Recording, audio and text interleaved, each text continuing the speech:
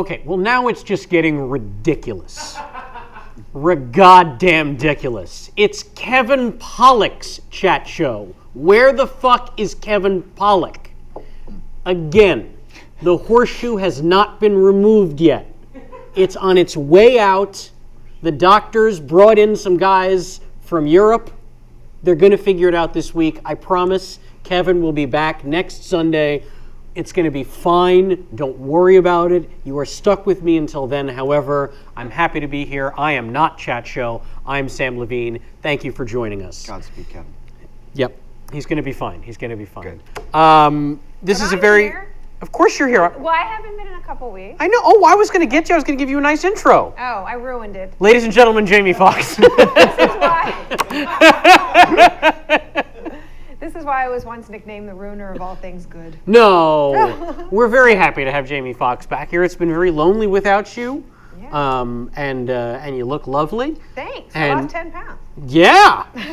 You sure have. I'm very happy and pleased with myself. You should be. You can't tell because she's sitting and behind the laptop, but Jamie's never looked better. She cut off her arm. And wearing a little bit of an oversized sweater because it's too damn chilly here in Southern California. It's too damn chilly and the rent is too damn high. Yeah. Well, we're very happy to have you back. Are you as excited about our guest today as I am? I am because I love, know. As Kevin likes to tease me, shitty movies from the 80s. So. No, he only made great movies. He only made great movies in the 80s. That's true. That's what Kevin would say. That's not what we would say. So. Don't you worry about it. Don't you have any second thoughts. That was said with love. It really was, in the nicest way. Plus, you and I have spoken off camera, so anyway. We don't have any questions from the from the contact at Kevin Pollak's chat show. This really did. This is a pre-tape, so if you're watching us live. Yeah, we were all at a Memorial Day barbecue together, and as people were leaving, they're like, all right, see you on Thursday. I'm like, Thursday for what? They're like, we have a show. And I'm like, huh? This is the first I'm hearing of this. Yeah. Like, I don't know. No, this was definitely hastily together. thrown together. Yeah. There's no question about it. And that's why I'm extra doubly grateful to our guest for being available to us today. Come on. What are you going to do? So real quick before I forget, since this is a pre-tape, if you are seeing this as it streams live and you are in the Omaha, Nebraska area, come on down to O Comic-Con. I'll still be there saying hello, signing autographs, meeting the people, and if you come down and you say, hey, I was watching you on the chat show and you said you'd be here and here you are, I'll give you something for free. Maybe a hand job, who knows, but come on down, we'll have a great little moment. Okay, I'm going to get to our guest. Here's a little intro I wrote for him. I'm so excited about this. I really am. Our guest today has been acting for well over 3 decades. And with the exception of televised stand-up comedy and Tang, is the best thing the 80s ever gave us. A self-described that guy, you'd have to be Amish not to recognize him from his more than 70 credits. He's worked with legends like Amy Heckerling, Carl Reiner, Noah Baumbach, and Charlie Sheen. Though to me, I'll always think of him as the guy whose dick and balls I saw in a photo at Penn Jillette's house that one time. Please welcome Dean Cameron. You and what army? Oh, boy, am I excited. I'm happy to be here. Obviously, you can get me in a moment's notice. Look, no, we got very lucky. I know you're in between projects right now. Actually, doing one tomorrow. You're doing one tomorrow. I wasn't kidding, but I am actually in between projects. I know you are. We had lunch last week. You're being humble. I'm being serious. Yeah, you're a busy guy. What are you working on tomorrow, if you're allowed to say? I'm doing a movie called The Waiting. Ooh. Very low budget movie. James Caan is in it. I haven't finished the script. Probably do that tonight, maybe. You should consider it. I don't read most of the Two scripts. guys, 2 kids decide to scare a neighbor as a film project and end up killing him. Wow. And I'm a lawyer. I'm one of the kids' defense attorneys. And the waiting is the hardest part. I guess so. As Tom Petty taught us. That's what he told me once. Yeah. Well, I'm very excited about this that'll be movie. good. I think you're going to have fun. I hope so. You've played attorneys before, haven't you? I have not. Really? The wardrobe lady asked me that, and I had to think for a minute, and I don't believe I have. Huh. I don't All right. Well, I'll see about that. I Well, you should. played political people. I know that. I much. did. I did a political thing. Move on, Mr. Sterling. Mr. Sterling. Yeah. I'd like to play an attorney. I'd like to play, attorney exposition or doctor exposition. That's the job I'm currently seeking. That's Saul Rubinek, our one of our guests recently, Captain Exposition on Warehouse 13. Yeah, love to be that. Now this is true. Normally, I ask the guests, and so does Kevin before they come on, real quick, is there anything we shouldn't talk about? Projects or incidents or people. Unsolicited, Dean sent me an email letting me know what was off limits to talk about. And I don't mean to embarrass you, but I'm going to read this list just because I want to make sure. To refresh your memory. Just a refresher, we will not be discussing any of these things today. Summer school, ski school, Rockula, men at work, working as a web developer, my family, any recent projects, any old projects, where I grew up, theater, musicals, Santa Barbara, how you and I know each other, hopes, dreams, fears, insecurities, sports, movies, writing, directing, Steel Panther, Burbank, driving, being awake, sleeping, agents, managers, attorneys, Nigerian scam, Hollywood Fringe Fest, Edinburgh Fringe Fest, Just for Last Festival, ex-girlfriends, assorted sluts, The Amazing Meeting, Renee French, James Randi, Penn Jillette, or playing music. None of those will be discussed on the show. And also, we had a couple follow-ups. Politics. Politics is out, but the weather is The weather's in. Right. It's gray out there.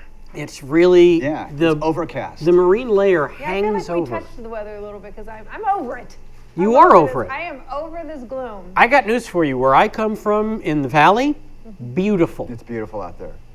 This is only around the beach. There was this house I was eyeballing in Glendale that was like half the price of ours and twice the size, and I'm like, and then Kevin's like, you know what? No. Yeah. Well, someday. That's what they call me, half the price and twice the size. I've been trying to pick up the jobs that Kevin's too busy to do with that same. It is not panning out. I'm sorry. It is not panning out. So here's something that I love about your resume that I've just learned recently. In the span of 1 year, you played 2 characters named Ralph, Yes. and then shortly thereafter, you appeared on Alf. Alf. Oh, yeah. How about that? I'm a Shakespearean couplet. You sure are. End of a little speech, aren't I? Yeah, you are. Actually, we're going to jump right into it. Okay, in a little film called Ski School. Yeah. I wasn't Ralph in ski school. No, you weren't Ralph in Ski School, but you said Shakespeare, which got me thinking of Hamlet. Right. So we're going to start with Ski School Right. and Hamlet on Helium. Right. Because why not?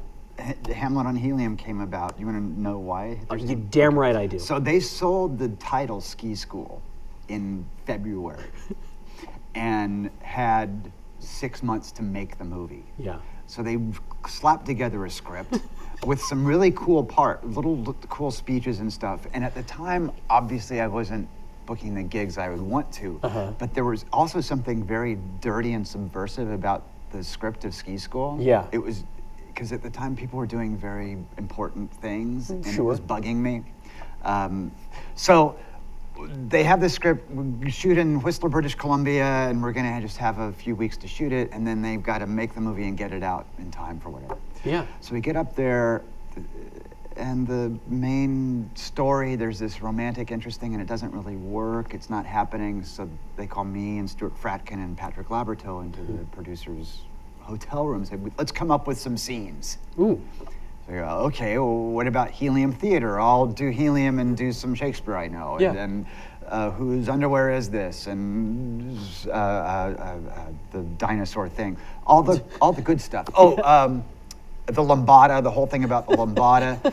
And so they shot those scenes. Yeah. They sort of wrote those scenes up, they shot them. Yeah. And then finished shooting the movie, came back to LA, wrote another script based on all these scenes. Oh no. And then shot some pickups, slapped that together, and released the damn thing. And you can't tell at all. No. No. Yeah. Well, no. All of those great little asides of the Section 8. Yes. It's all perfect standalone little beats. Yeah. Every time. Yeah, it's good stuff. It really is. We had a great time doing it, and it was a good palate cleanser. Yeah. So, and then of course Ski School 2, which Movie Line magazine called the most unnecessary sequel. Which I would say, yeah. I don't know about that. There have been some fairly unnecessary sequels. That's true. I think they're being pretty cruel if they really Well, at the believe time, that. maybe. So J-Mac asked me before, in regards to ski school, if you have seen the South Park Aspen episode. Yes. And how you feel about. Yes. I thought I mentioned that. Oh, did you mention that? Yes. To J-Mac? No, to everyone collectively. Oh, I misheard. Don't give him credit. J-Mac said nothing. Jamie Foxx asked this very important question. That's right.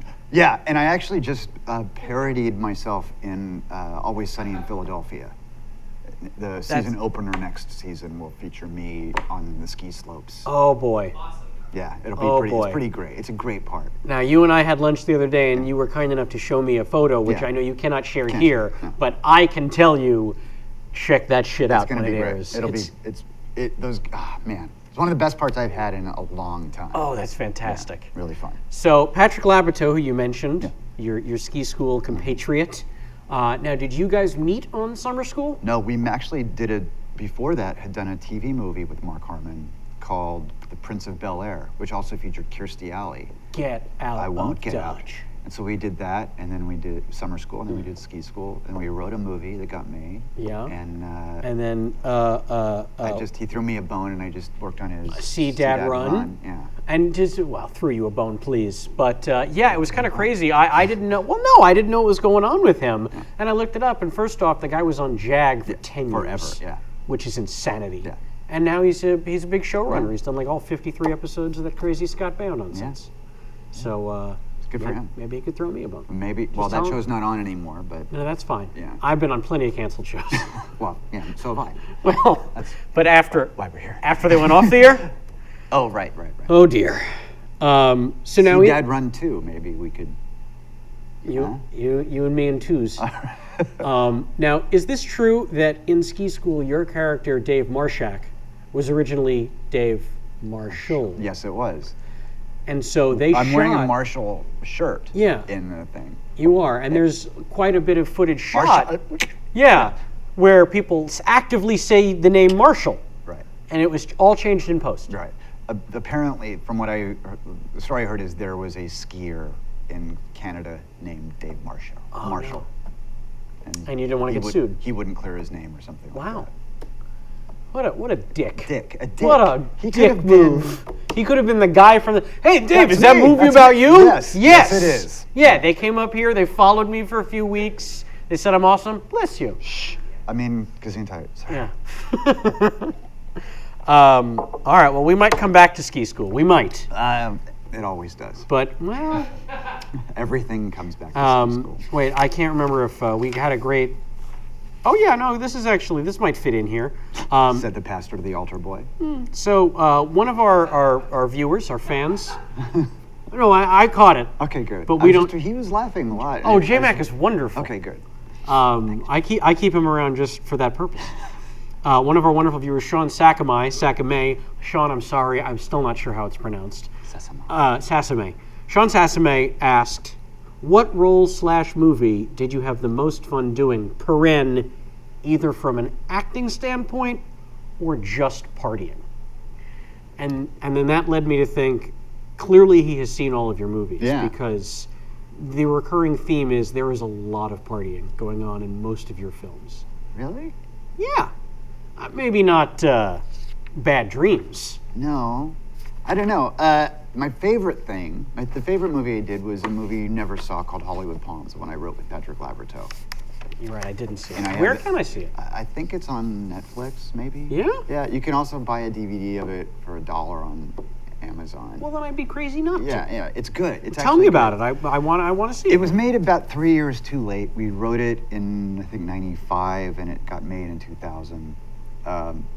Very talky movie, people living in an apartment building, sort of a skunk ties all these stories together. An actual skunk. An actual skunk All right. climbing through the ductwork. And I'm play a guy who lives with we're divorced. Uh-huh. But my wife and I are still living in the same apartment to sort of torture each other, but we say and she has a date that night with Judge Reinhold. It's not like she's dating Judge Reinhold, but Judge Reinhold plays the character she's dating. You're not going to believe me, but I've seen scenes from this movie. It's on my reel. So. That's why I've seen scenes from it, because I have looked at your reel. Wow, Sam. Look, here's the thing. Okay. We don't fuck around No, you on don't. this show. And when Kevin is kind enough to let me sit here, I take the job and the position very seriously. Oh. J-Mac combed through the internet, Wow. scoured through it for all things Dean Cameron related. And I was familiar with a lot of it, Okay. as you well know. But there were some things I did not know. Wow. For example, did you know that according to the internet, Uh-oh. and this is true. Which is always true. Wait, hang on. Summer school did not hit Belgium until 2010. The fuck is up, Belgium? According to the internet, which, as you know, is always trustworthy. Yeah.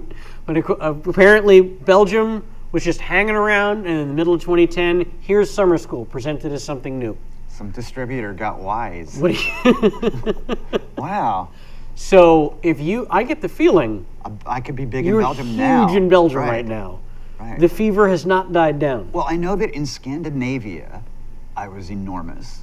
I was name above title on everything. All the posters there were Dean Cameron and Skushkushkushkin, whatever it was. Oh. Yeah. And I have some artwork with Dean Cameron. Now, can I ask, why didn't you move there? Because that would be my move. After ski school 2, I realized I hated the cold. Oh, wow. Yes. Where did you shoot Ski School 2? Whistler, British Same Columbia. place, Yeah, Whistler. Yeah. Oh, man. Before it was Whistler. Oh. Yeah, it was just the ski place. And they hated us. God damn it, they hated us there.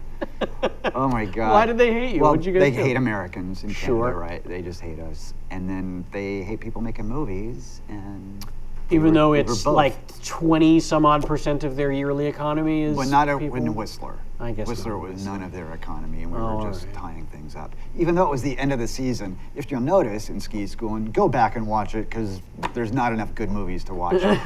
There's not much snow. Oh, that's another thing. All of the skiing stuff, which obviously wasn't us, was done in Washington that fall, I think. What? Yeah. Those were stunt Those were actors? stunt actors. Ah. You can really tell when I think I'm on a bed like this in a close-up, and then the long shots I'm like this or something. It's not good.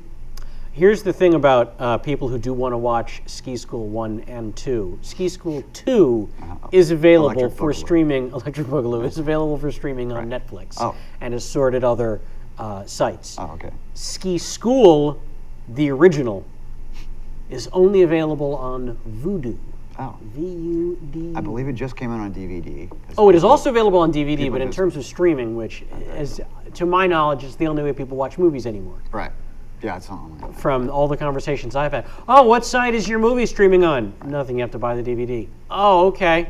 We don't have a DVD player anymore. Yeah, we threw it out with our reel-to-reel player. Exactly. And Grandma.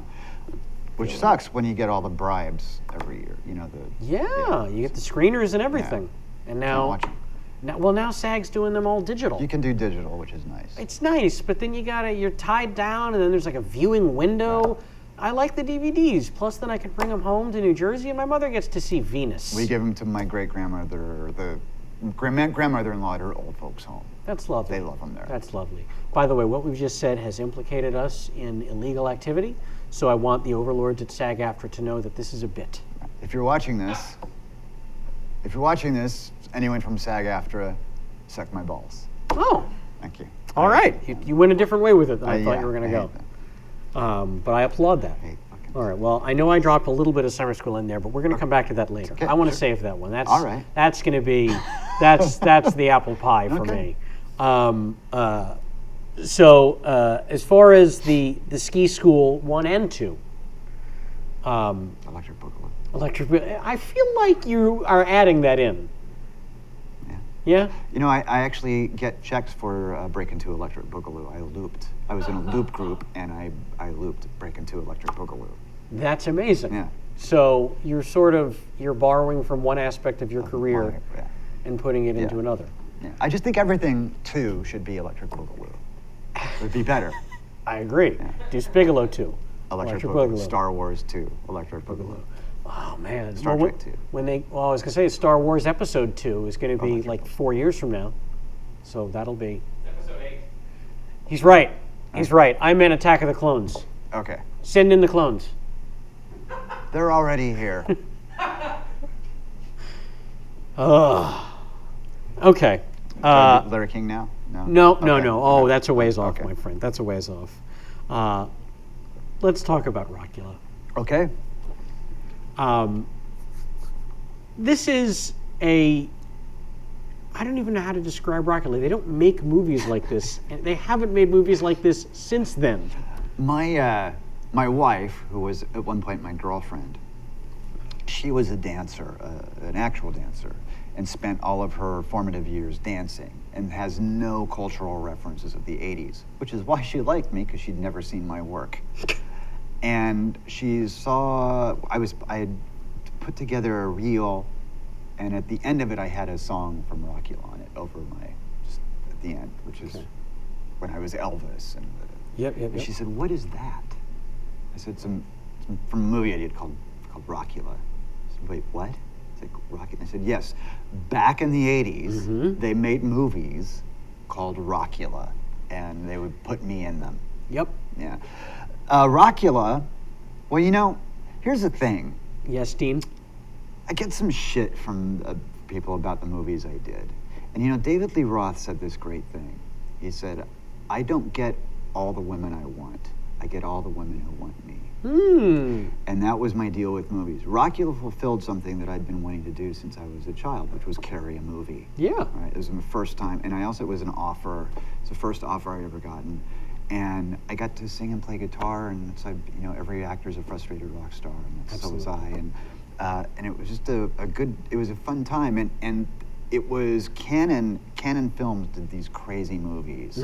These crazy Israeli mafia guys who just threw money around and did movies. Like Kathy Ireland did a movie called Alien from LA, which was on the same roster as Rockula.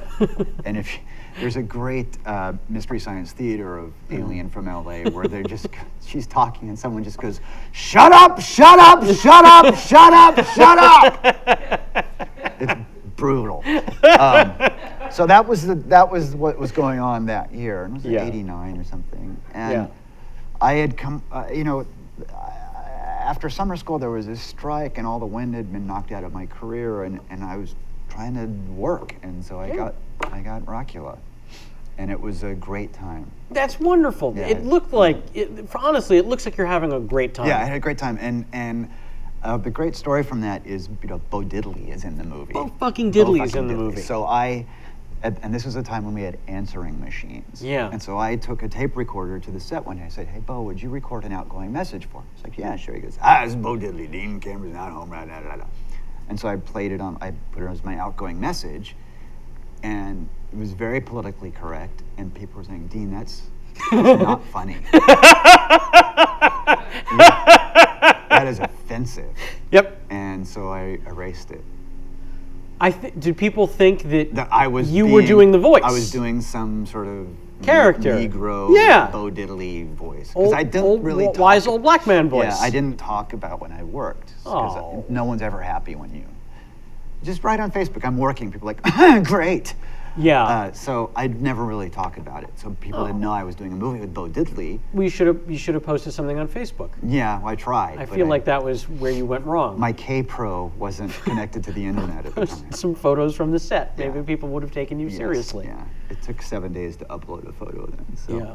Well, there's quite a few musicians in that movie. You got your Tony Basil. Tony Basil. You got your Thomas Dolby.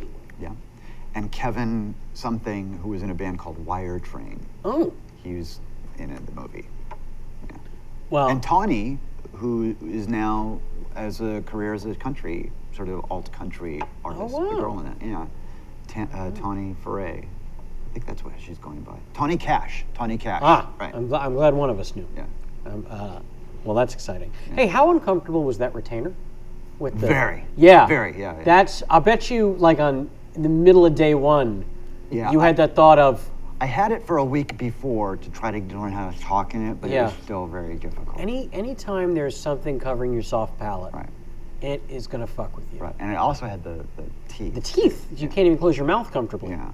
No, the teeth I just slipped on, but then there was the retainer. Yeah, it was not good. Yeah, it's... Did you have a retainer when you were a kid? I did. I had braces for many more years than I should have, and then the retainer. But I've also done parts where they put orthodontia in there. And I'm like, I'm sorry, I can't act properly and wear this thing, so we have to figure something out. And then they're like, yeah, Just here's leave what we're it going to in. figure out. Leave it Leave it in, in. and we'll loop you. Right. Right. I'm like, great. So that's going to be fun. I'm not crazy. That was a Tony Cox sighting in Rockula, wasn't it? Oh yeah. Yeah, Yes. in the bathtub. Yes. Yeah, He's great. he's great. Worked more than probably both of us put together. Put together. Yeah. No question about it. Yeah. Tony Cox, I think my favorite Tony Cox role that he ever did was in Me, Myself, and Irene. Never saw it. Well, you should. Okay. He's great in it. He's great in everything. He really is. Did you, I mean, I know you worked with him. Yeah, he was just there But for a just day, there and for the day? I'd want that one little scene with him, All right. so I didn't really. Yeah. How often do you get recognized for Rockula? Not anymore, really. You Oh.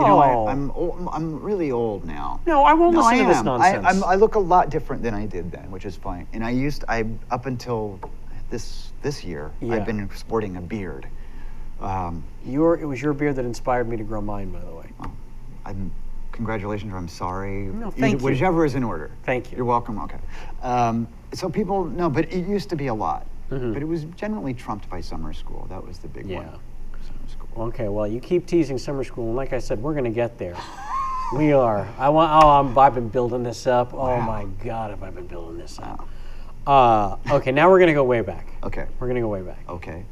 to a little thing called My friend's an alcoholic. Fast Times. Fast times. All right. Did you know that with a couple of clicks, all 7 episodes of Fast Times are available on YouTube? They are. Yeah. And I sat through the pilot, Okay. which I'm told was the second one to air. They aired them out of order. Yeah, I think it was. Which makes great sense because the one that I saw introduces all the characters. It's got the same sort of feel from the feature 4 years prior. So I can imagine that wouldn't have confused anyone to have aired the second one first. I don't know. I don't remember. You don't remember. I don't remember. Now, for those who don't know, Fast Times is the TV show based on the hit movie Fast Times at Ridgemont High. Yeah. That came out in '82, Yeah. and then they waited 4 long years 2 years. to No, yeah, 4 years, right? '86. Right. At least according to the internet. Maybe you shot it in '84. I don't know. 85, shot in 85. Okay, and you played one Jeff Spicoli. Yeah, felt big Vans. To Dude. fill, as we would say. Dude.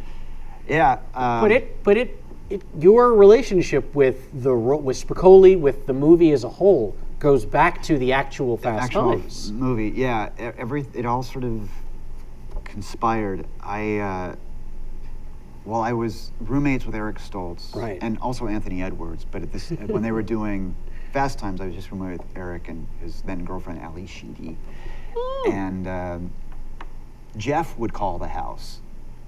Yeah. Is Eric there? Yeah, who's Jeff? And Eric's like, this guy, Sean Penn. He stays in character the whole time. Oh, my God. And we call him Jeff. And it's Jeff Spicoli is his name.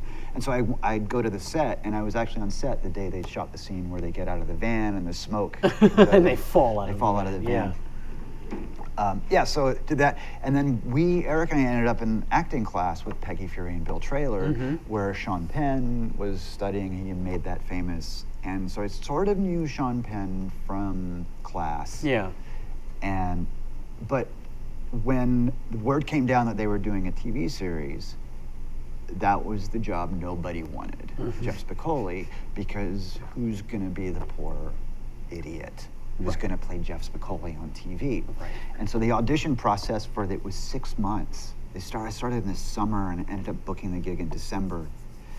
And I'd go in and just, I don't want this job. And I was in no position to say no to a job. I had done one series before that, but I needed to work. And so I kept going in and kept going in and kept going in. And then our acting teacher, Peggy, died. And the day I went to network, Sean Penn and I both spoke at her memorial service at the Mark Taper Forum. So I went from there to network, where I was the only person at network for the part. So I had the gig. God, what a day. Yeah, it was a big day. And so I booked the gig and pulled it off. I did okay. You really did. I was doing a bit of an impression of Sean Penn because you had to expect that. Yeah. But they were very adamant that I not be stoned because it was 1980s television. CBS television, which was the was the adult network, Right. and they're very it's called Fast Times and not Fast Times at Ridgemont High, and all the publicity stuff said show about kids and the adults in their lives. People, it's not just kids. CBS. Yeah, and we did 7 episodes. We got picked up on the second day of the shooting of the pilot. Yeah. And I do know this. I'm a brunette. When I had hair, I was a brunette, and apparently the first day of dailies, all the network, because I bleached my hair, and the network, like, why is his hair blonde? And Amy Heckerling, who worked on the movie and the TV series, said, well, it's Jeff Spicoli, and he's blonde because he's a surfer. Like, no, we wanted him as a brunette. We were very adamant that we not have him look the same as Sean. Right. Like, too bad. Did they dye it back or no? No. They kept it blonde. the whole time. That's pretty good. Yeah. Also appearing in Fast Times, couple young actors. Yeah. Maybe you've heard of them: Wallace Langham, Patrick Dempsey, Courtney Thorne-Smith. Courtney Thorne-Smith, who you would later be reunited with on a movie we'll get to. Right. Oh, right. No? Have you Yeah, worked with her more than the 2 times? No. Okay. That's a recurring theme I noticed, by the way, throughout your entire career is you've worked with about 12 actors or so many times, Yeah. again and again and again. And that reminds me of a great piece of advice I got when I was a young actor. And I was on some horrible television show. And I certainly wasn't letting my frustration be known to really anyone but myself. And I was just sort of keeping it inside and everything. And this older, wiser actor leans into me and says, here's the thing, Sam. I know this show is terrible because this person was a regular on it. I know the show's terrible. I've been here 4 years. But you have to know that while you may never encounter the same production again, you will encounter the same people over and over and Right. over. So it's important to remember that before you leave the set. Yeah. And I found that to be sound advice. Yeah. And that has certainly seemed to be the truth for you. Yeah, somewhat. Yeah. Although, I haven't worked with Mark Harmon or Patrick Dempsey or That's not Wallace true. Langham again. Well, I just That's did. not true. I didn't work with. Mark on NCIS. No, he wasn't on set. He called me later, but yeah. Well, I had the pleasure of working with Mark twice on NCIS, and this is true, and we spoke about you both times. Really? Yes. Wow. That is 100% About the real. money I owe him? Yeah. Yeah, that's right. I don't owe Mark Harmon money. He owes him nothing anymore. Those debts have been long since paid. No, that's Mark nice to know. adores you, as I'm sure you know. Yeah. No, okay, then I'm going to tell you. Okay. I asked Mark about you, and this was when you and I didn't know each other that well. We'd only met once or twice. Okay. And I said, I did summer school, and Dean Cameron goes, oh, I love Dean. And I said, yeah. He goes, yeah, in fact, I was talking to casting recently. We're trying to find a part for him, and this was like a year before you were actually on. And so I said, you should have him on. He's great. He goes, I know. The guy's fantastic. I don't know why he doesn't work more. I said, I don't know. We should fix that. And he said, okay, I will. And if you see Dean, tell him I say hello. Oh. And then I did, and then you were on the show. So you're you go. welcome. There It's you go. really what I'm getting around to. You're welcome. Okay. Thank you. Thank you, Sam. My pleasure. Thank you. My absolute pleasure. That's good. Is it true that you drove Stoltz to his audition for I Fast did, Times yeah. the Oh, yeah. movie? So for Fast Times, yeah, we were roommates, and I drove him to the audition because I didn't have one. And, we'd crash auditions, try to sort of. And I was Yeah. looking around, and Amy came out, and I actually read for Damone. Damone. It went well. I'm waiting to hear. Okay. I think I might do it. But I didn't get the part, and Bob Romanis got it. It was great. Sure. Yeah. So yeah, I read for But her, and then. But I know. So initially, like you said before, nobody wanted this part because it was. But then, Yeah. from what it seems like and what you've spoken about before, is getting that role It snowballed for you. and led to so many that other was the thing, things. and we knew that whoever got the part, it would put you on the map, and it did, and it put if me you on the didn't map. shit the bed. Yes, if you And did you a good didn't. job. And I did not shit the bed, and No. that was my big thing in really trying to ignore that pressure, because there was a lot of pressure, and all the press I did at the time was just talking about that pressure and what's it Yeah. like to play Sean Penn.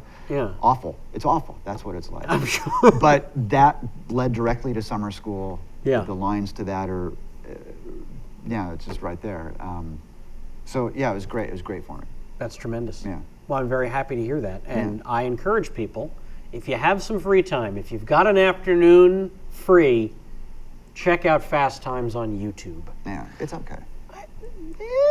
If you're a fan of the movie, how about this? Can we say this? If you're a big fan of the movie, it's got some notes.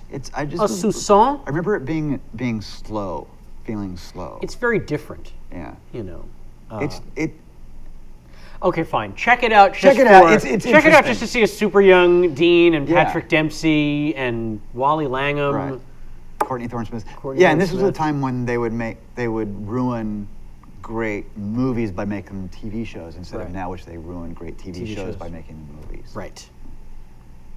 Oh, where did we go wrong? I don't know. Your first TV series, as you mentioned, since Fast Times was your second, your first one was a show called Spencer. Yes.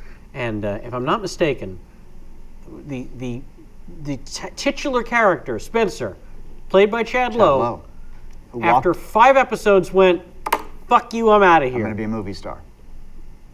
This was back in the day when you could get away with that sort Yeah. of thing. It was unfortunate.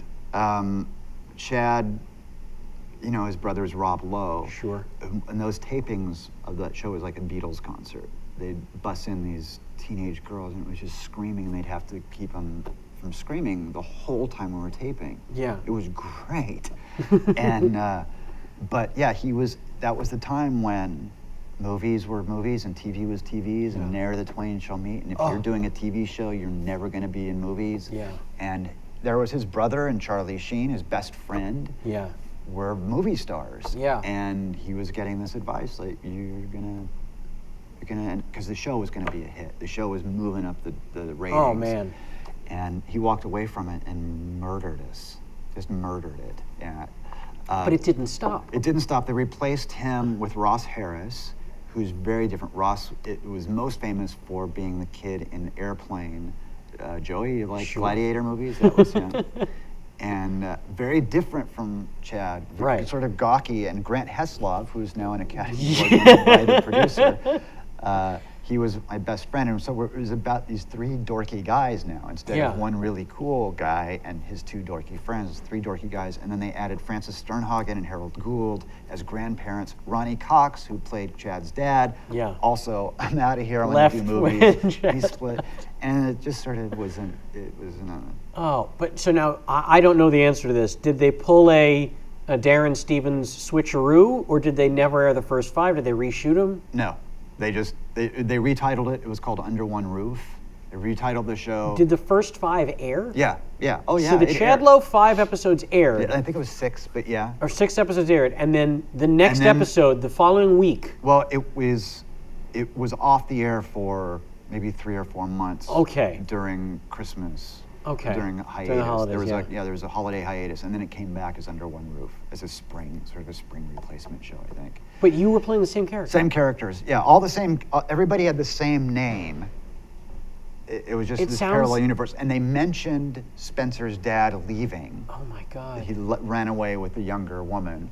This sounds like the kind of thing that, like, if Jeff Zucker were a television president in the 80s, might have happened. It was Mort Lachman and the great Brandon Tartikoff. The great Brandon changed the face of television as we know it today. I went to Network and read for Brandon Tartikoff. That was man, that was pretty cool. But yeah, so. Oh wow, that's wild. But then it died. It just went as Spencer was going up. Under One Roof just went down. It died. It was sad. I'm very sorry. Yeah, me too. It would have been on forever. It would have been on forever. What a bummer. Yeah, and I see Chad every now and then who says, we would have been on that show forever. Yeah. I shouldn't have left that show. I go, no, you shouldn't have. No. Shouldn't have. But I wouldn't have done, anyway, who knows? Who knows? Who knows what would have happened? Well, hey, then your third series, They Came from Outer Space. Yeah, that was great. Never would have happened either, which reunited you, as again, the recurring theme, with Stuart Fratkin. Right, well, Stuart and I we had just come off of ski school and become great friends. Yeah. And we had both gotten an audition for They Came from Outer Space and called our respective agents and said, we want to come in and read for this. Together. We went in, read, from what the story I heard is then they canceled everybody else's auditions and took us to Network, and the rest is history. Wow. Yeah. Wow. Yeah, and then fucked us on residuals, and that's why I hate SAG. Oh, that's, I feel like, but you should really hate the producers more than SAG, because that's like, they were out to get you, and then SAG just didn't protect you. Yeah, exactly. So you can hate them both equally? I do. Okay, great. Yeah. So have you ever considering going like FICOR or? Okay, we'll come back to that. See, that should have been on the actual list of things not to bring up, Dean. Actually. That clearly should have been. I would never go FICOR. That's awful. We're Union strong. we're gonna make a huge left turn jump here. Okay. This is gonna be an interesting one because I'm very curious. So now you, as it turns out, are actually a pretty big fan of hip hop, rap. I'm told you owned NWA's first album and played the shit out of it. Yeah. Is that accurate? That is accurate. So That's all my hip hop reference, which I feel is all you need. that is all you need. Yeah. That And is, I'm as in they this say. movie. That's where I'm going with Okay. this.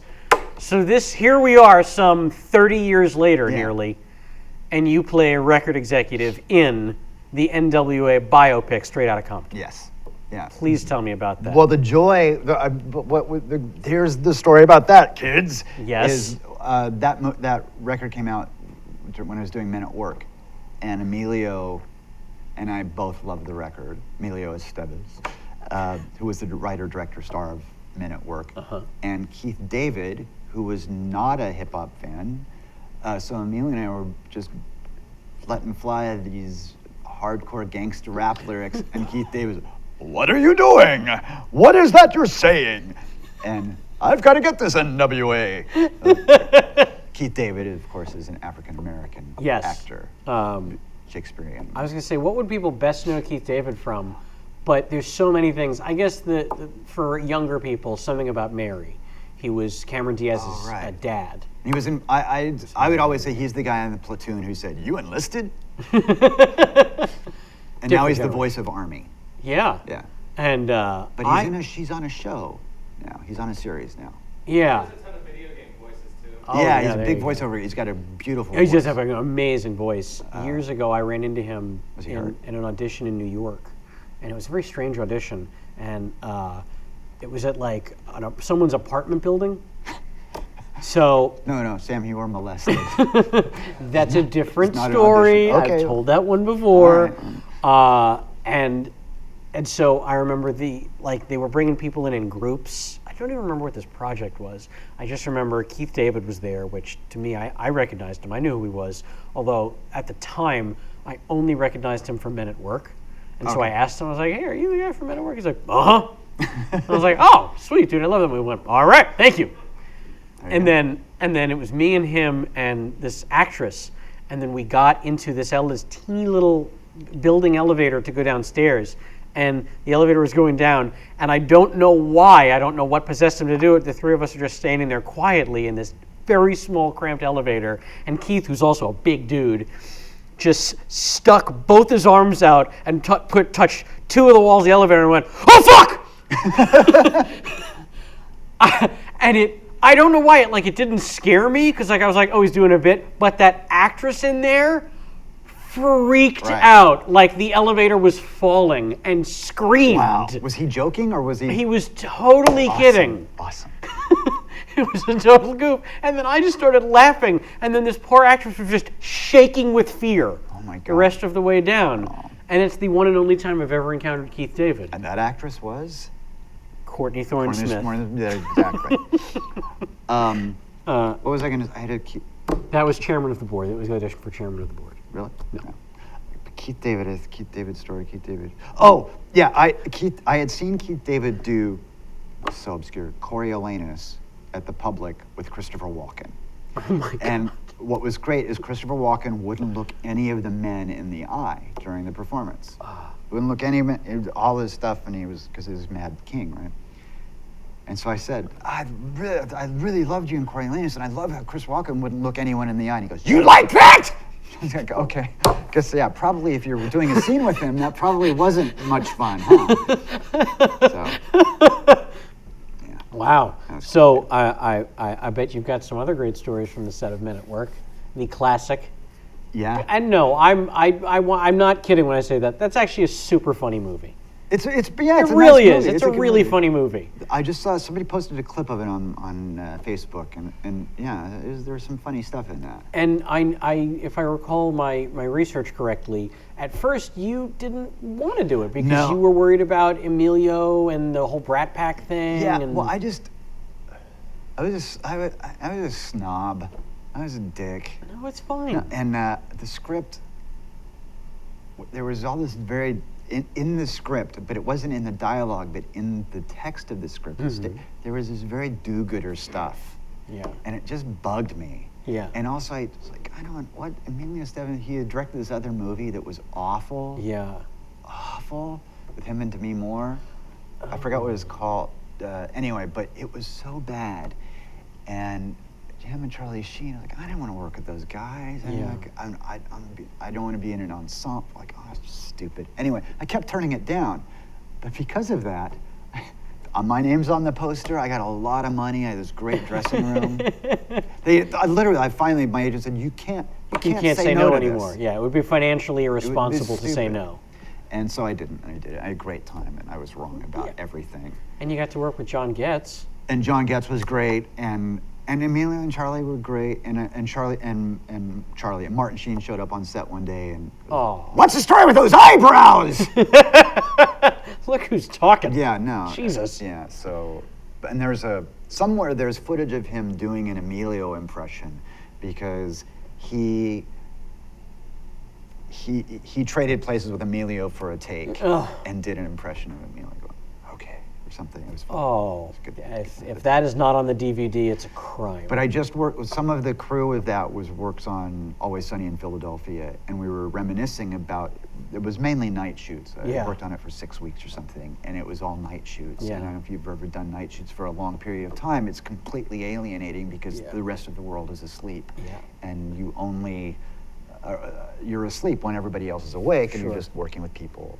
So it was weird. I actually lived my entire life that way because I'm always expecting to get hired on a project that's only night shoots. Okay, it's good for you. So I'm ready to go night shoots anytime you want. You could be a musician. I could be Yeah. if I had musical talent. That's the problem with being a musician, is staying up late. You know who has musical talent sitting at this table? It's you. I do a little bit. It's you. Yeah, oh, look at you, I do Mr. all right. Modesty. Yeah. So, if I'm not mistaken, Tammy Moore, in the 9th grade, is the Wow. reason you are a musician. Wow. How about that? Oh, this is flattering. You like that? Wow. Hats off to J-Mac up Yeah, there. Tammy Moore. Tammy Moore. We were at an assembly, and this guy Brett Walker was just the king. He played guitar really well. I ended up being roommates with him and writing songs with him years later. But she said, "Do you play an instrument?" And I lied, and I said, "Yes, I play guitar." No, he said, "I play banjo." The coolest of the stringed Coolest of all instruments. And guitar. Like the next day I said, I play guitar too. Yeah. And so, but I had to learn how to play guitar really quickly. And I did. And you did. I learned. It took you 6 months to learn Stairway. It took me 6, yeah. And so I had a friend teach me Stairway to Heaven, and the rest is history. Wow. But then in the 80s, I still played, but it was the time of the Guitar Wars, when everybody was like, wheedly, wheedly, wheedly. Yeah. And I just didn't have time to practice that much, so I switched to bass because everybody needs a bass player. Yes. Everybody needs a bass player, and I've always liked the bass. Yeah. And it's 2 instruments in one. It's drums and music. Yeah. So I switched. Now I play the bass. And you have played the bass in a few bands Yeah, I over played the the bass years. in a few bands, and one we actually had a record out, and those guys are now in a band called Steel Panther. Yeah, was that Thornbirds before? Yeah, Thornbirds. they It was the were Ducks Steel and the Panther, Thornbirds. right. We had a record in stores when they had stores and records, and that was cool. I went to Tower Records before they closed. And Oh man, bought the CD. I assume the CD is still available somewhere? Actually, it's on all the streaming stuff. Oh, that's great. Yeah, iTunes and all that. Well, people should fucking Yeah, download it. and it's good. and It's a listen to good it. sort of power pop sort of. Yeah, it's good. It's good music. That's great. Yeah. And do you keep up? Do you still shred at home? Well, I started this thing called Karaoke. Yes. Which is a live karaoke band, and the conceit was that we were the Coreys from the '80s, and we're going to revive our career by Right. backing up Michael Jackson. And so, and there's this whole thing, and we'd play, and we'd be the Coreys, and the lawyers made us change our name. I was Corey Hamm.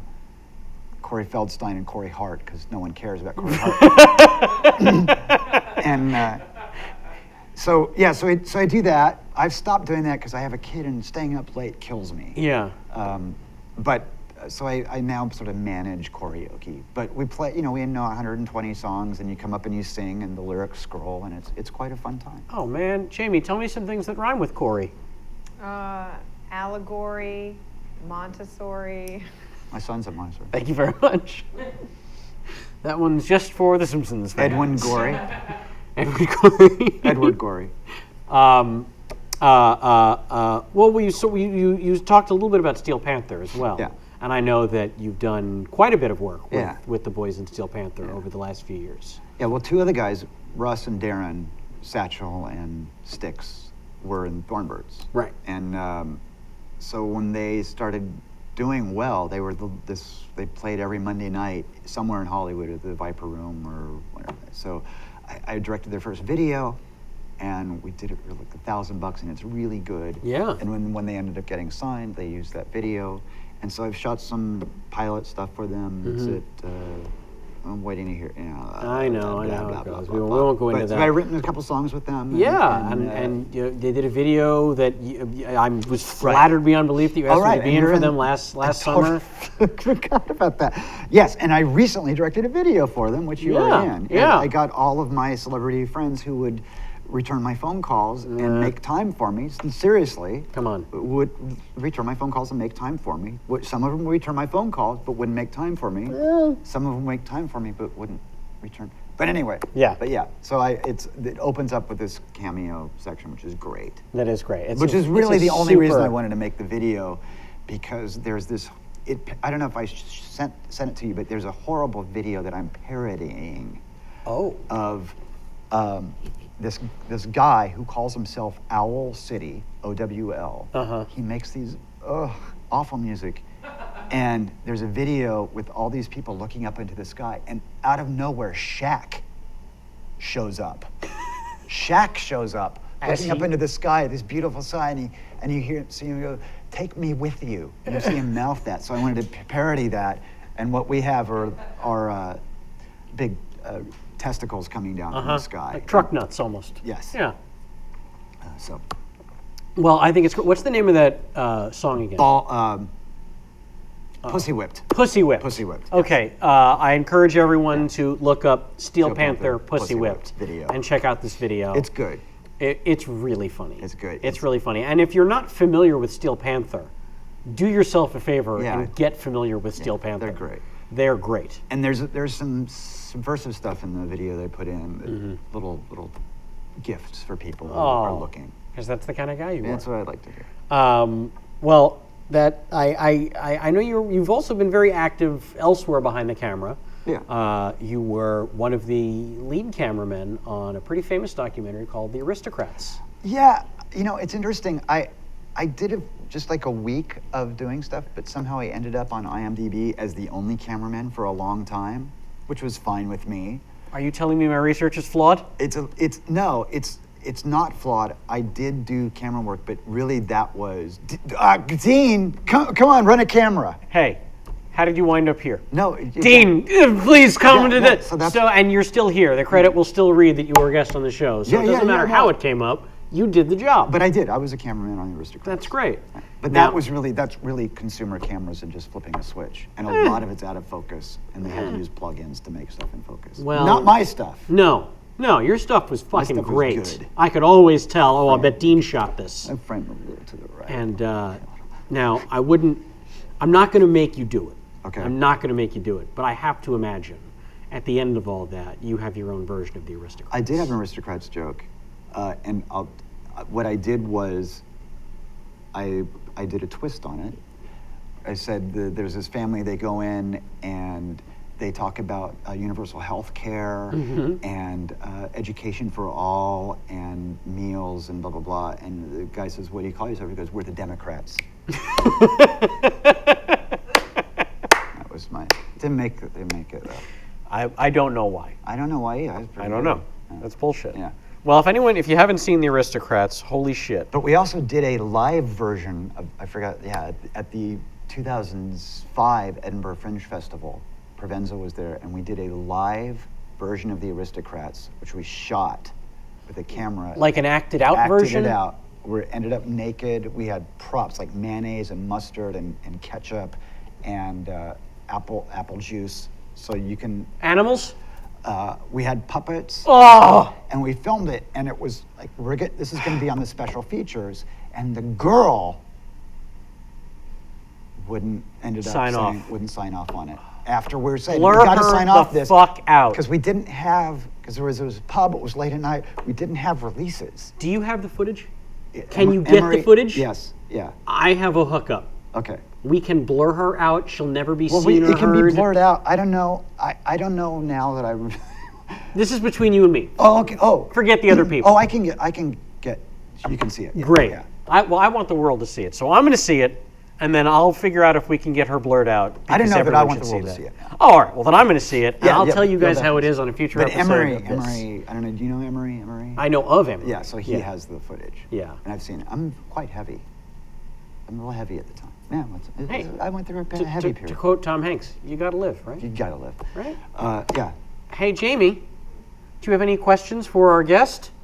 I know you and I were discussing our love of Mr. Dean earlier. The other day when you were at my house. We genuinely were. We talk of you often. Wow. You're one of our favorites. Oh, that's nice. Because we're gonna get to summer school next. So I guess going into summer school, do you have? No. I'm enjoying this as it's all happening. I'm glad to hear it. I'm sorry that we don't have a proper chat room today to work off of, because I get the feeling, I have a strong sneaking suspicion if we had our live chat room, they would be all over you. Who is he? No. Why don't you get a real famous No, person? I will listen to none of this nonsense. Have some water. Yes. Here, my friend. Thank Fill you. yourself up. Oh, Kirkland.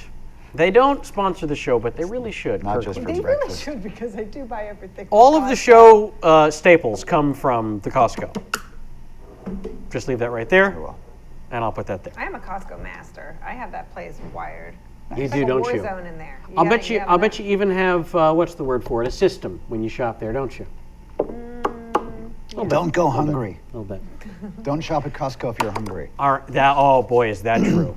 Don't go food shopping when you're that's hungry. generally true. Bad, but Costco especially really Costco bad. with the free samples and what have you. 5 pounds of Hershey Kisses? I can use this. What is that? Shrimp? That's delicious. What? It's only $6 for 30 pounds? I'd be crazy not to buy this. Not to. All right, I've put it off long enough. Let's right. talk about one of the all-time great movies. Apocalypse Now. Apocalypse Now. Yeah. Boy, is that a great Great movie, flick, isn't it? right? Yeah, I've seen it 50 Oh times. man, it gets better with each viewing. They used to play it at the Cinerama Dome and it'd go start in the morning and watch it all night till the final show. They would play it on a loop. Well, they'd play it, all day. They'd day. just stay in for every showing. Wow. Apocalypse Now. You're from LA. No. No, wait, no. Let me rephrase. You've lived in LA a very long time. Since 1980. Okay. You're not from here. I know you were born in Illinois, raised in Oklahoma. Yeah. Ish? Yeah. Am I about right? Yeah. I spent all my summers in Santa Barbara. Okay. And sometime in Santa Barbara. But So, by and large, Oklahoma. and Southern California is where you hail from. Yes. So you would know of when they would show Apocalypse Now at the Cinerama. Yeah, I'm not lying. You're not lying When to they me. played You really it, would do that. they would do revivals of it at the Cinerama Dome, and Eric and I would go and all day and watch Apocalypse Now. All right, have a little drink of water. I feel like you're Thank getting a little choked up there. We're going to use this time to do a little advertisement. We've got an ad this week from, oh my God, we haven't heard from these guys, J-Mac, in at least 5 years. It's Masturbators Are Us are back. All right. And check out Masturbators Are Us, 1-800-JERK-IT. Seems like it's not enough numbers. Really? And if you call now and mention the that's 6. the code Samm Chat Show, you'll get a free. Is that 2 M's?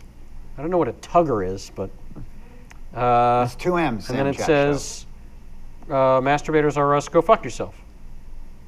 Oh no, that's the tag on all of their emails. Oh. That bit works better with a crowd. And if you don't believe me, check out the Adam Savage episode of this very chat show from many, many years ago. I just wanted to give you a minute to clear your Oh, thank you. get back to stasis we are really going to talk about summer school now. I love Adam Savage. Isn't he great? Yeah, he's seen my. Well, anyway. Oh, that's next. talking We're about. closing with that because we've got flyers. We'll get to this. Let's talk about summer school, man. Let's talk about it. What do you want to know? I want to know everything. So that was an audition? Yes. Okay. So Amy Heckerling of Fast Times, was slated to direct a movie called Summer School. And while we were doing Fast Times, she was saying, I'm going to do this movie during hiatus called Summer School. Wally, Patrick, there are these two parts that you guys would be great for, Chainsaw and Dave. I'd like to be in a movie. I'll be chopped liver. Paramount, in their infinite wisdoms, pulled a movie Carl Reiner was slated to direct and said, you can have any movie here at Paramount that you want. He said, I picked Summer School. So it went to him. How about them apples? Thank you, Zeus. The great Carl Reiner. So I went in and read, I think I immediately went in and read for Carl Reiner. Wow. You had some juice. I had a little juice then. Yeah. Like I said, Spicoli put me on, but they knew about me. Jeff Franklin, the writer, knew about me. He's a producer too. This is pre-Full House Jeff Franklin. Yeah, and knew about me from Fast Times because Amy had talked about it, and he obviously had seen the show. So I went in and read for Chainsaw by myself, and then went back a couple weeks later, read with Gary Riley, who ended up getting the part, and I shouldn't forget his name. He was the older brother in E.T. Oh. C. Thomas Howell. No. I'm out. Anyway, but I read with him for Dave. Yeah. He's waiting here. It went really well. Did it? Yeah. Okay. So I got the part. That was it. Well- My audition story is Carl Reiner during the audition gave me some really bad direction. Really, really awful. Yeah. I looked at him. I thought, well, it's Carl Reiner. He knows. 'Cause He knows. He's a genius. Yeah. Did it. Sucked. He went, never mind. 2 weeks into shooting, he goes, hey, remember when I gave you that horrible direction during your audition? Yeah. He goes, I was just seeing if you'd listen to me because I could tell guys like you. Oh, wow. It's like, He was yeah. testing you. Yeah, he's testing me. How about that? Yeah. You know, that's probably, I have the same story for virtually everything I've auditioned for and not gotten it, but they weren't testing me. They were just giving you bad me direction. shitty notes that then later make their way into the movie. Yeah. It spoiled me. I had the best time of my life doing that movie. Yeah. We shot for 8 weeks. Carl Reiner would only shoot from 10 to 6 because why kill yourself? Why kill yourself doing movies? Mark Harmon was the nicest guy in the world. Yeah, he hadn't been voted sexiest man alive No, just he had. yet. He had. Oh, wait. He had. Yeah. Are you sure? Yes, because there's the scene where he Why am I comes asking? in, dressed up, after he decides I'm going to teach these kids. Yeah. He walks in his suit. Yeah. On his close-up, I said, "Oh my God, it's the sexiest man alive!" Oh. And when he cut, he chased me around the school trying to kill me, and he caught me he was a he's little- a football. Yeah, it was fun. It was all in good fun. Yeah. But yeah. So he had been sexiest man alive, He sure had. and he was. He was. This is true. You've never told me that story before, to your memory, have you? I don't think so. No. On one of my episodes of NCIS, like I said, both episodes I was in, my scenes are really just with Mark, and on one of them, somebody sort of barks me out of the little bullpen area, and as I was walking away, I went, "That guy's sexy or what?" And I did it just loud enough that Harmon could hear me. Nice. And then, all right, and cut. And Mark went, "What was that, Sam?" I went, nothing at all. Nice. Because you have to. When you get to work with the sexiest man alive, And he is. and he really is, to this day. My mom came to visit the set, and there's a picture of her with him, and she's just glowing. It's got his arm. It's great. That's maybe the sweetest gig Yeah. in acting is the gig he's got in NCIS. Jeez. It's just like, because when you do a show that long, it just becomes such a well-oiled, it's like breathing. Yeah. For them, that whole crew, that, like I said, 2 episodes and you go in and it is you're just a teeny little cog in the machine, and you go in. All right, we get it. All right, one more take. We got it. Great. We're moving over to this setup. Great. Got it. That's lunch. Yeah. 2 hours early. Yep. We're gonna get out of here early today, guys. It's like Always Sunny in Philadelphia. Same thing. Yeah. They're shooting 4 cameras, and they all know each other. It's great. Oh God. It's We need interesting more of because that. I have a friend who works on a show that's been on for the crew has been together for a long time, and the showrunner sort of thrives on chaos, and it's a totally different story, and all the actors are a little jaded and they don't know their lines, and it's just a mess. So they have to cut really quickly. And stuff, Yeah. so I don't like that. yeah, it's too bad. You have really one job as an actor before you show up to set, and that's know your lines. Yeah. Like nothing else that's required of you until then. Yeah, And if you don't know your lines, then you're really just a dick. you're a fucking asshole. Yeah. And that happened to me once, where on the set of Freaks and Geeks, I showed up one day without knowing my lines. In my defense, today I had to do ventriloquism, so I had to learn two sets of lines. There was a day on They Came From Outer Space where both Stuart and I were just blanked. Yeah. We'd filled up because it was just me and him, and it was an hour-long show, and we're doing 10 pages a day for 6 months. So we got 4 months in, and it was raining, and we were in a convertible, and we just and we actually taped the lines in the car, and we're like, oh, I can't, I'm such an asshole. I can't believe I'm doing this, and he had the lines on his face for his close-up, but apparently George Clooney loves doing that. Yeah. And it's a point of pride with him that he can Tape the tape lines. lines and look natural when he's acting. On the set of ER. Yeah. It wasn't just Clooney, but all of them, especially in the ER. Because of medical with stuff. the medical It's stuff. impossible. And my friend Linda Cardellini was on the show for a while, and I went to visit her on the set one day. And she even said, want to see something funny? And I said, sure. And they'd been shooting a scene in one of the emergency rooms, but they were out of that set. And I walked in there, and she says, look under there, look over there, lift that bedpan up. And there are teeny little printouts of lines with medical jargon written phonetically all over that place.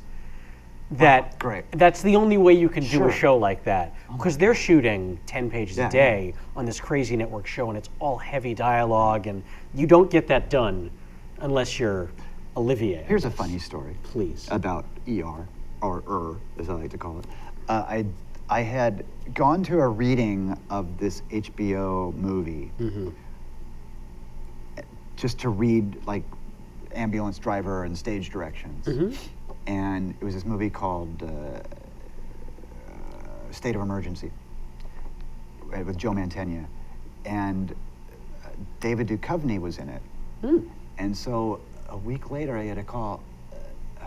They want to book you for this movie, State of Emergency. It's like, oh, cool. Because David Duchovny dropped out to do this. His pilot got picked up, so the X-Files. And so I got this great part in this HBO movie. Yeah. But so it was the same set as ER. This is before ER. And I remember the producer going, we're going to try to pitch this as a TV show. What do you think? I go, nobody wants to watch a medical drama. Are you out of your mind? Like, yeah, I know, but I think, I don't know. I think, but maybe it'll be, I don't know, maybe. But Lance Gentile, he had written the script and he was the advisor on ER. It was his baby. And it ended up basically the same show. I was wrong. No, I don't know. The jury's still out. Yeah, I know. The jury's still out. Yeah. I heard from a friend of the show and friend of ours, Jason Antoon, about George Clooney recently, that in the first season of ER, he's very different than he is in subsequent seasons because he saw Spielberg somewhere. And Spielberg said something along the lines of, you're really good on that show, but if you want to be a big star, especially a movie star, stop moving your head when you talk. Well, yeah, because he would do this. And if you watch season 2 of ER on, Clooney's head never moves when he speaks. No, I remember that was a big thing with watching Clooney on that show. I thought it was more than one season, but yeah, he'd always move his head like that. Yeah, it's true. Flopping around. And now, and then he was Batman. Yeah. So. I remember I was actually friends with, he had a bunch of guys living at his house who had been divorced. And I was friends with one of those guys. And I sort of knew Clooney back in the day. And so I was up at his house before he was starting Batman. Yeah. And they had sent a box of suits, $5,000 suits, just a box of them, and they were just sitting in, like, oh, so that's what happens when you book that gig. I saw Clooney driving Part of around George Clooney. Studio City one time in a Jaguar, a beautiful brand new Jaguar with the driver's side window completely rolled down. So everyone could see him. People are catcalling, hollering at him. And this was coming out of Radford, kind of as I was pulling in. And I pull into the security desk and I'm at the booth and I'm trying to check in. And I was like, you see Clooney drive out here just now? And the guys are like, yeah, can you believe that? I'm like, he's got the window down. People are screaming at him. The guy goes, yeah. And I go, you know what? I bet Jaguar gave him that car for free with no driver's side window. Free advertising. Right, exactly. Clooney drives Jags. I saw him once. He also had a Bronco, and I remember I pulled up once, and it was him, and it was down a little bit, but I knew it was him because I knew the car. I was like, hey, George, and I realized, oh, he's not going to look at me because it's and he drove away. Like, of course he's not going to look at me. He thinks I'm some fucking fan. No. Yeah. No, you're more than that. No, I know I'm more than good. that. But I thought we had to clear that But up. he was driving his car, Yes. and the window. No, he's not going to look at someone going, George. Right. Yeah, so, Well, I hope you've learned your lesson. yeah. Now just scream, your car is on fire. That You're always on gets fire. someone to look. He is on fire. All right. Give me one quick summer school story, and then we're going to Nigerian spam scam, and then we're kicking you out of here. What was maybe your favorite scene to shoot in the movie? Okay, no, I'm take it back. I'm going to tell you my favorite scene in the movie. I have stories now. Then tell your story. I'm not even telling you my favorite. I have a couple stories. That movie, remember, this is the 80s. This is the mid-80s. And there were a lot of awful movies. Yes, there were. That I had yet to be in. But there were a lot of awful movies that had been done. Teen movies. It was all teen movies. Yes. Everybody was looking for the next Sean Penn. That was the 80s. Everyone was looking for the next Sean Penn. Yeah. Wasn't me. Well. And so we'd be shooting somewhere, and we were in LA, right, where everybody knows movies. Like, what's the movie called? Summer School. One of those. That was the reaction. Like, but Carl Reiner's directing it. That was my big thing. Yeah. We got no respect anywhere we went. In my desire to be different in everything I did and do. The very last scene, we're all sitting around after we get the test scores, and Shawnee says that she's going to give her baby away for adoption. I noticed in everybody's close-up that everybody looked down. Yeah. So in mine, I look up. Ah. That's everything you need to know about me. Well, I do know your method. Yeah. So That's not a secret. I'm not going to be like I need. I'm going to look No, up. you're going to look up, and you know what it reads. And it did, and they Things kept it. because things are looking up for Chainsaw. Oh man. I actually thought of a question. Okay. Yay! Yay! Because J Mac and I hail from the land of Pittsburgh, which is also where George Romero and Tom Savini came from. And I always loved the scene, in summer school where they turn the classroom to a giant horror scene. Right. Are you a fan? I love this type of campy, gory horror. So I want to know if you were a fan or if you were really excited. Just tell me a little bit about that scene. Were you excited to do it? Because I wasn't really a horror film. I love Texas Chainsaw Massacre, but this is an interesting story. Please. The original movie that we were supposed to be really into, that we showed at what we want for our Right. bribe, Yeah. was Freaks. Oh. And there was a parallel in the movie about us being freaks. Yeah. And because obviously all the other, maybe not obviously, but everybody had much larger parts, and they sort of used me and Gary more, but so there's very parallel to the movie Freaks, and Carl Reiner, it wasn't on video. You couldn't get it, and No. a lot of stuff wasn't on video. And so they had a screening at Paramount, and went to see it, and Carl Reiner, and it finished, lights went up. He goes, that movie's crazy, we're not showing that in my movie. Let's just make it Texas Chainsaw Massacre, and Jeff Franklin was there, and I said, there's a parallel. And he goes, I know. He's very bummed. Oh man. So, yeah, so that's. But There you anyway, go. so I had a month before we started shooting, so I rented every horror film I could find and became a huge fan. Yeah, because that's when they were the best. Yeah, Mhm. and Yeah. it was great. And I've got old stuff and all the old Dario Argento stuff, and really became a connoisseur of this stuff. And Rick Baker did all the makeup for that movie, and I got to work with him and his two guys, and it was great. So Oh, man. by the time we got to shoot that, and it took 2 days, it was just a blast. Oh, this is fun. Kelly Jo Minter, who's the girl who can't drive. We live. Yeah, exactly. She does a Laura Dern impression at the beginning of that, because we were making fun of Laura Dern crying. Because when Laura Dern cried in movies, her mouth forms an oval 8, like this. And so Kelly Jo Minter, as a joke in that scene, when she comes running up to the teacher, she's going, "That's terrible." So she's doing a Laura Dern impression. Oh, So there. That's I think phenomenal. that's the first time I ever told anybody that. oh, I'm honored. This show as a whole is honored. There you go. On Kevin's behalf, I thank you. So yeah. All right, well, now let's talk about this groovy thing. It's called, none of these cameras can zoom, so it's called the Nigerian Spam Scam, which is something you have been working on for 12 years. for 12 years Yeah. now. Please tell us about that. Hand me that thing. And if you scam.com is where it's at. You catch that? Scam.com. In 2003, I had been sort of out of show business and was working as a web developer, but I was also I had somehow landed a recurring gig on this show called Mr. Sterling with Mr. Josh Brolin. And I had been getting these Nigerian emails, like, please help me, give me 30 minutes. And what is this thing? And this is when nobody knew about them. Yeah. It was just these weird emails. And finally I realized, oh, it's a scam. And so and people were doing scam baiting and having correspondence with them as different characters. I thought that might be interesting to do. And I would write back to every one of these, great, do you have any toast? Just this non sequitur to see if anybody would reply. And this one guy did. And I ended up corresponding with him for almost a year. And ultimately, a few years later, after we started doing this show, which is why we're redoing the show now. Right.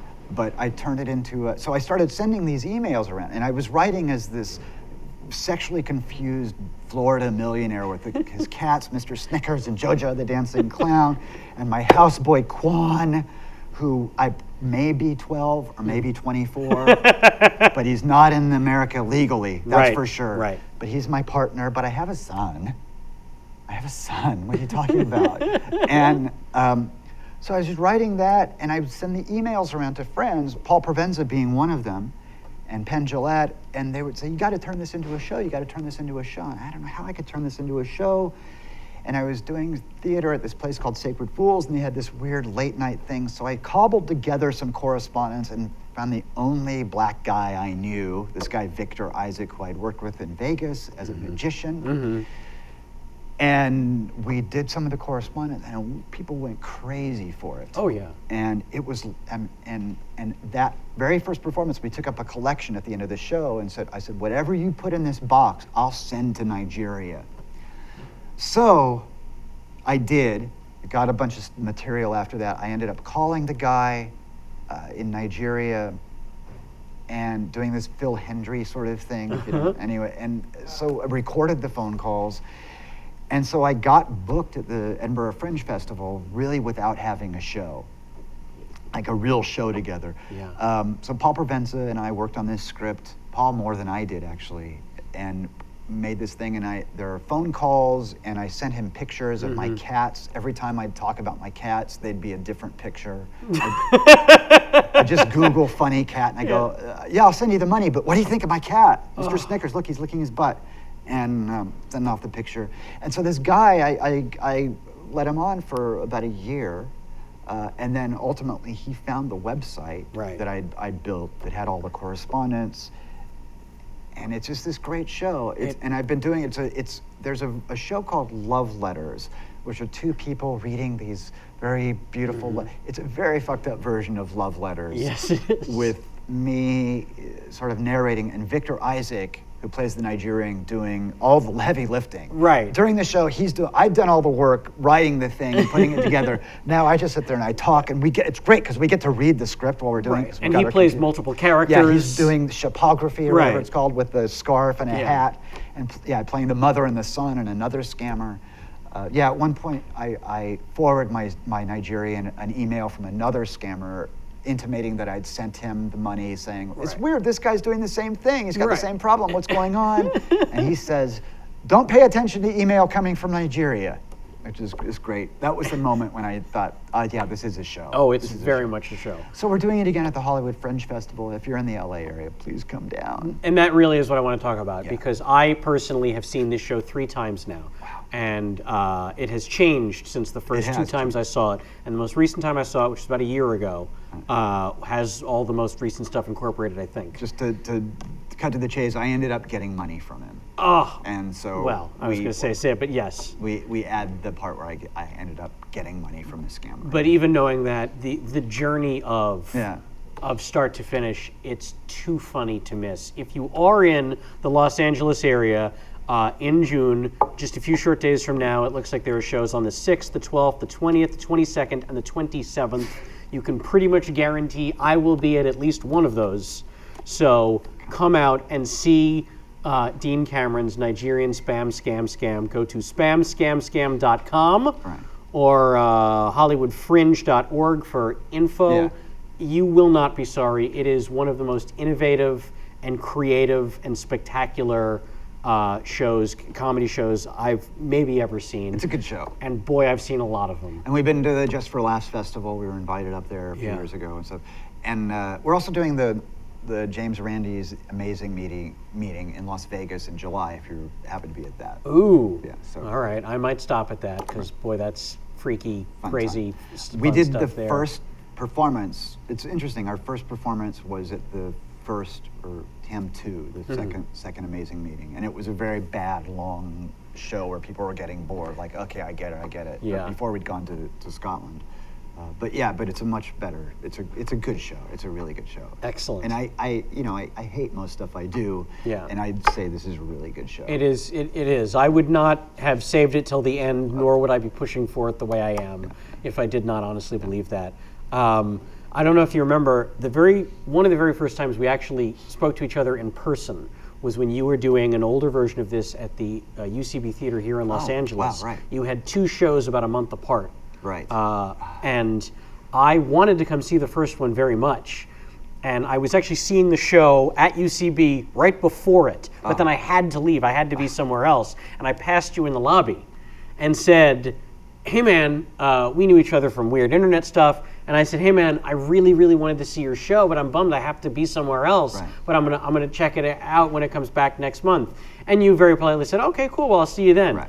And then the following month when I was there, and I found you after the show to tell you how much I enjoyed it, and then I reminded you, no, I was here a month ago and I said I wanted to see it. Do you remember what you said to me? No. You said, wow, you are literally the only person in Los Angeles I've ever met who kept their word with something like this. I was just going to say that to you. Wow, you kept your word. People say, oh, I'll see your show next time it's in, and then I know from I you do never it. see them. I actually don't. I say I won't go see your show. Yeah. I go, I have a son. I'm never out late. I Yeah. can't go see your show, but I'm sure it's very good. And I'm Yeah. sorry, I'm an asshole. Yeah, no, I just don't lie if I have no intention of seeing Yeah, it. Oh, exactly. I'd love to see your show sometime. Oh, so I heard it. Sounds good. But no, yeah, don't do that. No, don't people. do that. It's That's awful. not right. Just hey, good luck with that. Yeah. Because why not? Yeah. Right? Good luck with your improv troupe. Oh, Oh boy. the Herald. I say from the West Side Theater, the West Side's. Yeah, I'm exactly. sitting here thinking, like, all I Epicenter do of is improv. come support my. I'm like, I sat through a lot of like empty audiences. It's to a support it's my a tough friends. thing, and I was listening to the thing with Phil Lamar about improv troops, and it just It's tough. it's tough. But speaking of improv, we're going to test your improv skills right now as we wrap things up. Oh, here. boy. So I know I warned you about the Larry King game before, and I get the feeling that during the entire time we've been sitting here talking, you've had a little one brewing. No. I Nope. totally Okay, forgot even about better. it. Good. Then go in totally blank. All right. So do you need the rules again? Yes. Bad Larry King impression. Don't want a good one. You're going to reveal something about yourself as Larry, something about Larry, not you, Dean, that we don't need to know. Okay. Anything you want. And then when you're done with your revealing thing, you go to the phones, and if the name of the city happens to be funny, Okay. all the better. When you are ready, that is your camera. right. Stare down the barrel as Larry was one to do, and have at it. All right, we're back, Larry King. Here we are. Oh, I've had chronic hemorrhoids for 23 years, and I've tried just about everything I can. Anusol. I've tried coconut oil, which someone recommended to me recently. I've tried just plain alcohol, which makes you urinate because it stimulates your prostate and makes you think you need to urinate. But you don't, so you just stand there like a chump at the toilet, waiting, and nothing's coming out. And you not only have to pee, you don't have to pee, but your anus is burning like a burning anus. I guess there's nothing else to say about that. But recently I found a cure, which is Caspasian. I know I'm pronouncing that right. Am I pronouncing that right? Rubbing that on, and it burns the bejesus out of it, but it works. And it's if you suffer like I have, little Caspasian on the tater hole will. And you know what? Let's go to the phones and see if what we got. We've got Cock and Locker, Mississippi. Cock and Locker, Mississippi. You're on with the Larry King Show. How you doing out there? Are you a hemorrhoid sufferer? You a Cock and Locker? What's your name? Anyone? Anyone? Well, I gotta say, we got another call? Another call? Balsacian, Baltimore, suburb of Baltimore, Balsacia, Maryland. That's to you. Thank you. Anyone? Is there anyone out there crying in the darkness? Anyone? All right, I guess that's it. I'm Larry King. I'll see you. And really, the coconut oil is just not a good. Just stains your. You got to throw your underwear out. And that is how you play the Larry King game by Dean Cameron.